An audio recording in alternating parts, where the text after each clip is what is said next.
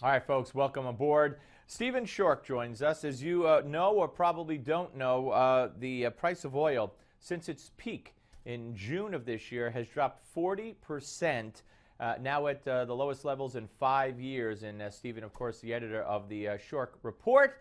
Hello, sir. Hello. Good Great to to be talk to here. you. Well, so to what do we attribute this this plunge over the past 5 months or so? Well, absolutely. Well, we have to look about where we were in June. First and foremost, we were on the cusp of the holiday summer driving season. So demand was about to ramp up. Now, from the supply side, we had a number of concerns. First and foremost, there was Libya, where there was zero production coming out of that country, a big significant driver to those higher oil prices.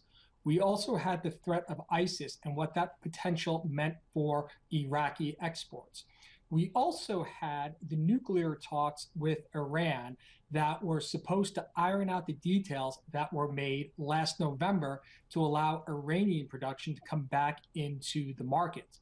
So we were looking at all of those factors. Now, we get through the summer, the Libyan production is back to 1 million barrels a day. The Iraqi production never went missing, and Iran walked away or has walked away from the nuclear talks. So the big difference now is we have a lot of supply. Now, over the summer, what have we learned? Well, Japan is in recession. China, that economy is dragging with the property slump there.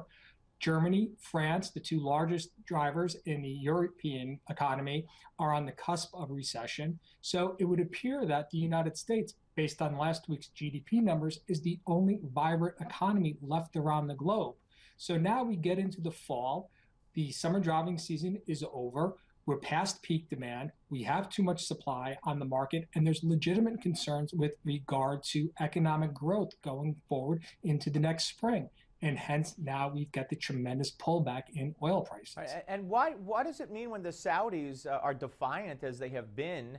Not only to say they're going to go after the shale industry, but also they're not going to cut any market share, surrender any market share to anyone. You see, I'm highly skeptical that Saudi Arabia is targeting North American production. First and foremost, Saudi Arabia runs a $2 billion a month trade surplus with the United States. So why they would want to try and pick a fight with their greatest trade partner is beyond me. No, as far as I'm concerned, if this is a price war, if this is a signal that Saudi Arabia is sending out, this is a chasm between Sunni OPEC and Shia OPEC. That is to say, with the Iranians now continuing with their nuclear program, we have a balance of power that could potentially tilt from the Sunni Arab-dominated part of the Middle East, along with the Israelis, to a nuclear Shia Iran. So therefore, Saudi Arabia is not going to do any of the heavy lifting for Iran. Why should they cede market share to Iran when Iran puts more money into their nuclear program rather than their oil program? Yeah, very interesting. So Go ahead. I'm sorry. no. So I really think that this is not a battle between Saudi Arabia and producers in North Dakota, but I think it is a battle between Riyadh and Tehran. That's interesting. Now, how does Russia? How are they affected by this? What does this do to Putin? Does it weaken him? Does it strengthen him? And I don't mean Saudi Arabia's decision necessarily. I mean the overall scheme of the falling oil prices. Indeed, the have-nots of the oil-producing countries, Venezuela, Nigeria, Iran, are in tremendous trouble at this point. For instance, Venezuela, their long bond is trading at 50 cents on the dollar.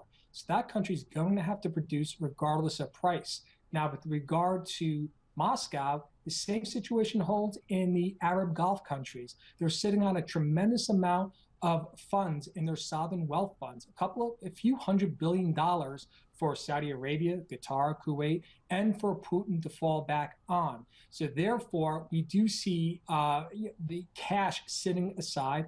And Russia, Mother Russia, has been the largest buyer of gold in the world over the past 2 months. So clearly, they are positioning themselves for a fall and an ability to sustain this price decline. Wow.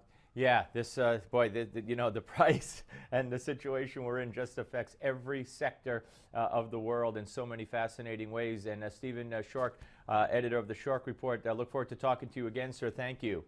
You're very welcome. Glad to be here. My pleasure. All right, folks. When we come back, Newsmax Deputy Financial Editor Rob Williams will join us with the Closing Bell Report. You wait for this moment every day. It's next. Don't go away.